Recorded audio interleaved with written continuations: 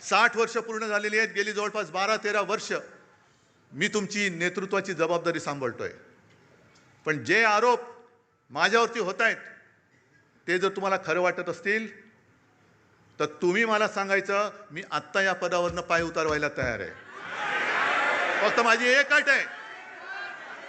अट आहे की ही सोन्यासारखी शिवसेना चोराच्या दरोडेखोराच्या हातात जाऊ द्यायची नाही. तुमच्यापैकी एक शिवसैनिक येऊ द्या, तो शिवसेना पक्षप्रमुख बनेल, मला त्याचं सुद्धा कौतुक वाटेल. मला नेतृत्वाची सोच नाही, मला नेतृत्वाची हाव नाहीये. मी आत्ता हे पद सोडायला तयार आहे.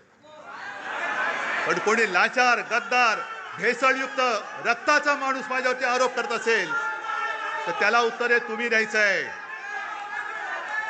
बाकी मी डगमगलेलो नाहीये, मी खचणारा नाहीये.